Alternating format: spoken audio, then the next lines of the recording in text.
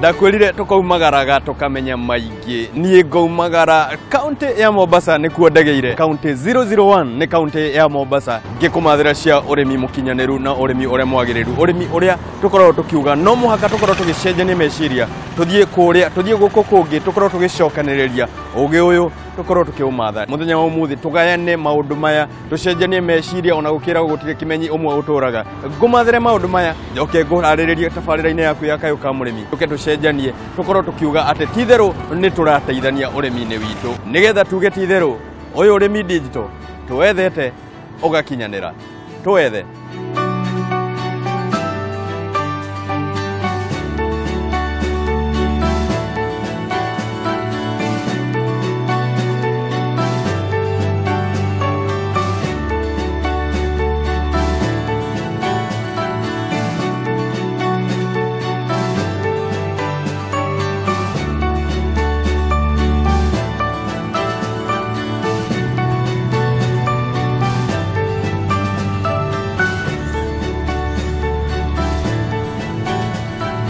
ni feri-ini ya Likoni haria andu makoragwo no muhaka makuo ni feri nigetha mumio murimo uyu matwaro uyu ungi ni nani niguo ndeka nigetha ngorwo ngikinya mwena uria ungi ngumathire ugi wa urimi uria turauga ni urimi digital urimi kuonganirira hakiri tugakorwo tugicera matura ngurani na nikio ni njeraga kundu kuigi onawe ungienda njere kwanyu kanyandikira SMS na beo urona hau ugu kana Facebook no unyite haria Muciri FM kana Kameme TV Kenya nigetha tukorwo tukirana tugucera atia tuthie tuonganirira ugi uyu ota uria uwiragwo wathi tuthie tukionganagirira na ni ndiguku ndikunoga ona ndahia riua ona rugari waingiha ni urakiona guku no ndirathi na mbere na kwenji enjoy tondu tugaga urimi witu ti ukombo urimi witu ni tukenagira na nikio tukanagia na ugendi urimi digital ni urimi wa besha ni guku ndirauma kinya ngumathire ugi tugayane tutonge hamwe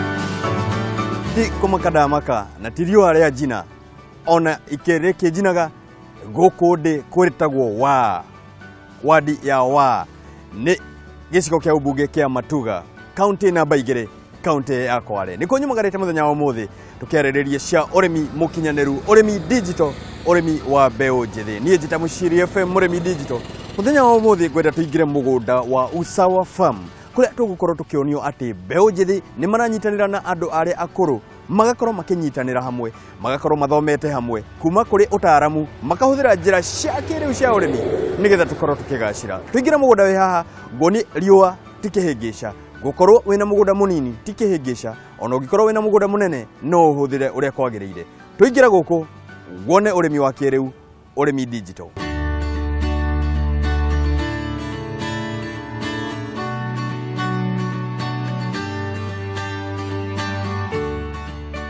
Msenangu? Ishafika mimi. Karibu. Asante sana. Mbarizi tu. Natulia tu hapa napunga upepo wa pwani. Kweli. Hapa kwenu umeniambia ni Waa? Hapa panaitwa Waa location. Sasa sababu leo sitaki tubarizi tena. Nataka tufike kule shambani. Karibu. Tujue kama kweli ule ukulima uliniahidi ya kwamba unaufanya kisasa ni ukweli. Ni ukweli kabisa. Ni kweli? Kabisa. Nataka tuende kule. Karibu jione. Na sawa. Shamba naona liko. Shamba liko kubwa. Na maji mwapata wapi hapa? Maji tunapata mvua mpaka inyeshe. Mvua itatusaidia lakini sana tunatumia kisima. Ni kumaanisha ile mvua ikija una ule uwezo wa kuyateka yale maji uweke kwenye kisima ama kisima ni cha kisima kimechimbwa chini afu kinakuwa pumped. Una pump maji unayaleta juu kwa. Alafu tunapeleka shambani.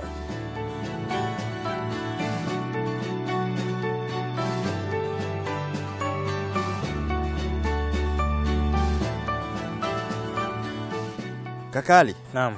Ushanileta shambani. Kabisa. Lakini leo utanipa lile jukumu ni kuuliza maswali japo niko kwako. Naam. Sasa nataka kwanza tumsalimie mtazamaji tumwambie hapa ni wapi? Sawa, hapa ni Kwale County, Matuga constituency, Waa ward. Haswa hapa ni Waa location. Inapatikana kwa hii barabara ya kutoka Likoni kuelekea Lungalunga. Along the way ndo unapata ili shamba. Mwambie mimi nakujua kama kaka Ali. Hebu mwambie Ali ni nani, na Ali ni kijana barubaru. Sijui kwa nini akapenda ukulima, akasema atafanya ukulima. Mimi naitwa Ali Kugula na mimi ni mwanafunzi katika chuo kikuu cha Jomo Kenyatta. Nasomea IT. Na hili shamba limekuwa hapa kwa muda mrefu. Ni shamba la mababu. Limekuwa hapa na tumekuwa tukifanya ukulima tu ule wa msimu. Kupanda mahindi yakiisha shamba linabaki ule old school ya kwamba tunangoja mvua inyeshe. Tunangoja mvua inyeshe. Alafu ikishamaliza tunaacha. Kinabaki kile kinabaki tu kile kama miembe na minazi basi. Tunasema hii season haikuwa mzuri, mara mvua imekuwa imepungua kidogo, tunabaki kulalamika pale. Kabisa. Lakini nikaonelea kuwa kwa nini tunapoteza shamba wakati kuna ukulima wa kisasa. Kuna ukulima wa kisasa ambao unaweza tumia maji si ya mvua peke yake, lakini maji ya ardhi. Tutakuwa tunakwenda pale kwenye utumizi ama kulifanya hili shamba liwe profitable. Lakini nataka uturudishe nyuma kidogo. Hili shamba ni kama ekari kama ngapi? Na hasa mlipokuwa mnafanya ule ukulima indigenous, mlikuwa mnalima nini? Hili shamba ni eka 7. Tulikuwa tunatumia hizi eka 2 za kwanza kupanda tu. Kama ni msimu wa mahindi tunapanda mahindi, tunavuna, inaisha. Hii kuna misimu mingine kama ya miti kama mikorosho. Hii mikanju inatoa korosho ambayo tulikuwa tunavuna pia tunauza. Nikisikia korosho pale, kuna mtazamaji najua anashangaa, ameanza kusema hebu mwambie korosho ni nini na inakuwa wapi? Korosho ni cashew nuts. Zile cashew nuts. Wazipenda sana tukizila lakini hamjui zinatokea wapi. Hapa ndipo zilikuwa. Upande huu wa pwani ndo zinafanya vizuri. Na hapa ndo tulikuwa tukipata, tunavuna, tunauza. Na tutawaonyesha miti ya cashew nut, lakini hivi leo nataka tuzungumzie ukulima huu. Mlichukua hatua vipi? Mlikaa chini vipi na wazazi wako? Umeniambia hapa Waa Farm. Waa Farm ni nani na ni nini? Waa Farm ni project ambayo ni ya kifamilia. Haswa baba yangu na mama yangu tulikaa chini, tukasema kuwa tunataka tutumie hili shamba kwa njia tofauti. Tukakuja na hilo jina la Waa Farm. Usawa ni majina mawili ya wazazi wangu. Umi na Saidi. Umi na Saidi. Ile ya kwanza. Saidi ni ile saa. Alafu Waa ni hapa mahali. Waa ni hapa mahali. Kwa hivyo ni Saa Saidi Waa, ambalo ni shamba lililo na usawa. Lililo na usawa kabisa. Na mambo yako sawa. Mambo yako sawa. Haya mambo ili yawe sawa. Sijui mlipokaa chini mlitaka kuangazia nini, ama ni hatua zipi mlichukua ili mbadilishe lile shamba liache kukaa tu bure? Sababu kama halitengezi pesa ni kumaanisha halikuwa linaleta ile faida. Ni hatua zipi mlichukua ili mkaweza kufikia hapa mpaka tulipo? Kwanza tulitafuta wataalamu ambao tuliwapata katika mitandao. Mtaalam ni kampuni ya Rich Farm Kenya. Wakaja hapa wakasema hatuwezi jua hii shamba linaweza kutoa mazao gani mpaka tupime mchanga. Wakachukua mchanga, mchanga unaweza kukuza mali gani, shambani mazao gani. Wakachukua mchanga, wakaenda kupima. Wakatuletea majibu. Wakatuambia hili shamba litafanya vizuri matunda na mambo mengine. Na nimefurahi sana ya kusikia kwamba wewe kama kijana, labda ni wewe ulienda kule kwenye mitandao, sababu wewe ni mtu wa IT.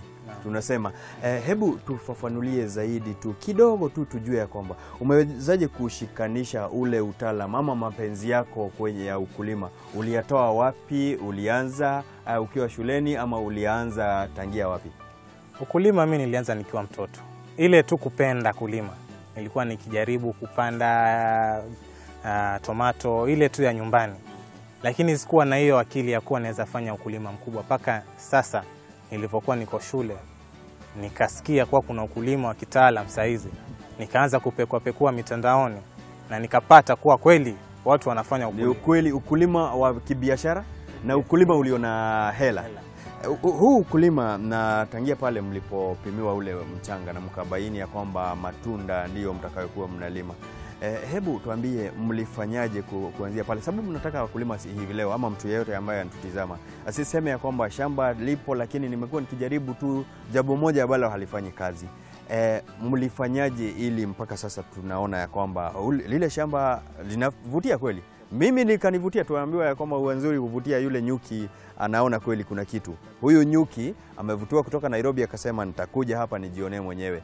Mlifanyaje mlipopimiwa ule mchanga? Baada ya kupimiwa ule mchanga na kuambiwa kwa kuna aina gani ya mazao mnaweza pata, tulipigiwa hesabu. Yaani tuliganywa lile shamba letu ile eka 7, tukaganywa kuwa ili shamba tukifanya eka 1 matunda fulani yatatupatia mazao fulani. Yaani ile mvuto kuwa kuna kitu tunaweza kufanya katika hili shamba na kupata pesa na faida. Utawekeza hela fulani. Baada ya muda fulani ukifuatilia mambo fulani kuna kitu ambacho kitatoka pale. Naam. Nataka tupige hesabu, nataka tutaanza na project moja. Project kama hii ya ndizi. Mlipimiwa hesabu kama ya sijui inapimwa vipi, inapimwa na futi, inapimwa na mita, mlipimiwa vipi lile shamba ambalo umewekeza kama leo kwa ndizi? Kama kwa ndizi tulipima eka 1. Tukaelezewa kuwa hii eka inaweza ingia ndizi 600 ya hilo shamba. Na tukaambiwa mazao yake baada ya miezi 11 tutapata tayari zao la kwanza. Na after kila baada ya miezi 3 itakuwa sasa ile miti mingine imekuwa mikubwa, tutakuwa tunapata mazao. Ile saka imekuwa kubwa, itakuwa sasa kila baada ya miezi 3 tunapata mazao. Unajua tayari ushaanza kunivutia mimi mwenyewe, naona kama nitapata shamba hapa kwenu. Na sijui kwa nini mkaambiwa ndizi itafanya vizuri hapa. Na ningependa hata kitengo kingine cha pili ama cha 3 tutakuwa tunaenda kwa ile project hasa tuiangalie kwa undani. Lakini sasa hii nataka kwanza kuwafungua akili wale watazamaji wetu hivi leo. Waone ya kwamba kuna mashamba ambayo labda yamelala kule na hajajakuwa yakitumika. Wewe kilichokuvutia hasa ni pesa, labda sababu vijana tunataka pesa za haraka. Ni pesa zilikuvutia ama ulichanganya vipi IT, ule upendo wako wa ukulima na wazazi, ama ulikombine aje hizi interest zote? Pesa lazima.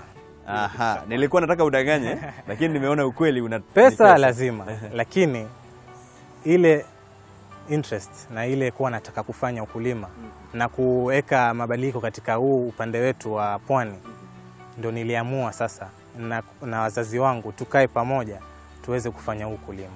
Manake watu wengi sana, ile kusema ukweli, upande wa huku wa pwani hawajui kama kuna ukulima mkubwa kama huu. Na ndio maana nikaona acha nifanye niwe kama mfano katika vijana na pia wale wakulima wengine ambao wanafanya ukulima lakini si wa sasa. Ni kumaanisha wewe ushafanya utafiti wako, ukafanya market research.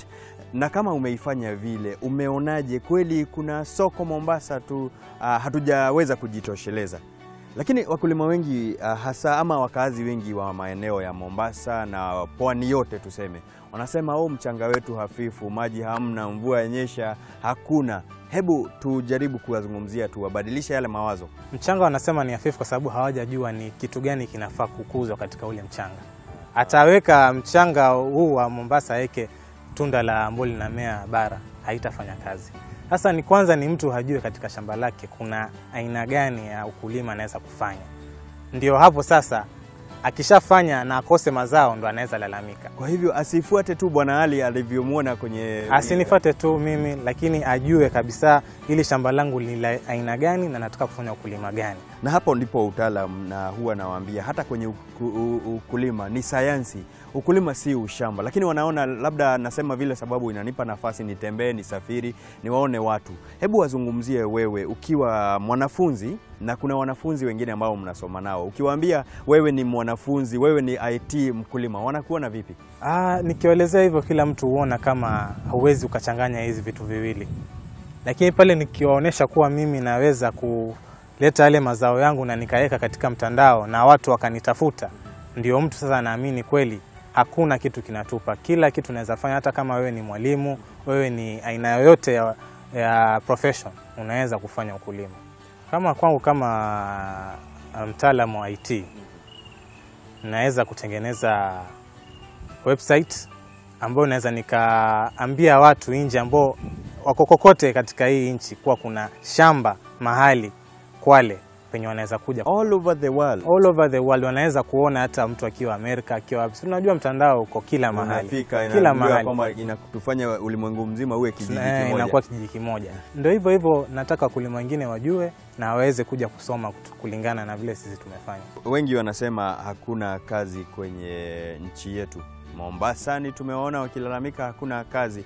Wewe kijana unaniambia hata hutarajii kwenda kuajiriwa, unataka kujiajiri mwenyewe na kuajiri wengine. Hebu waambie na uwe ni changamoto kwa wale vijana ambao wako skuli, labda wengine wamesoma, kila siku wanaamka kutafuta zile kazi. Ulitumia mbinu gani kwa convince baba na mama muweze kuungana nyinyi wote? Sababu wanasema mimi nishakulipia karo, nenda kule kasome, nenda kaajiriwe, nenda katafute kazi. Niliweza kuambia kwa mimi kama mtu wa IT nimeenda shule kweli na ninatarajia niajiriwe. Lakini kulingana na vile kazi ziko, watu wengi wanatembea, wana hustle wakitafuta kazi. Sasa nikawaambia sasa kwa nini mimi kama kijana niende nitafute kazi mahali kwingine wakati kuna shamba naweza nikafanya kazi shambani na nikasoma wakati huo na nikapata mazao na nikapata pia pesa ya kuniendeleza masomo. Itakulipia karo, itanilipia karo na ikufungulie opportunities zingine kabisa. Na kama unahitaji hata kompyuta fulani ambayo hutaki kuitisha, unataka ujinunulie, nanunua mwenyewe. Na ili tuweze kwenda kwa kitengo, ili tujue zile projects ambazo umefanya tuzipigie hesabu, ningependa umwambie mtazamaji ni nini kipo kwenye hili shamba, ili tukienda kwenye kitengo kingine tuonyeshe ni kweli hapa tunaona matumaini. Katika hili shamba tuko na project kadhaa. Tuko na nyuki ambayo inatoa asali, tuko na ndizi, tuko na passion, tuko na pawpaw, tuko na tomato, tuko na kunde. Kuna kunde pia? Kuna kunde pia. Kunde najua ya kwamba mboga sasa hapo. Kama kuna sima na kuna kunde, mimi ni shashiba kabisa. Nataka tupumue kidogo tu. Tutakapokuwa tunarejea tutawapeleka kwa hizi projects moja kwa moja kabisa. Na muroreri wako muthenya wa muthe nirakiona maundu maria turathoma guku nie ngaumagara nginya Kwale deroti wa ni wa ya a igiri tukuhuruka o hanini nyambe merie a eyo emwe tugicokereria ni tugukorwo haha tugigutariria project ici ri cikiirwo mathabu atia nawe woe karamu tweke mathabu tugie mbeca.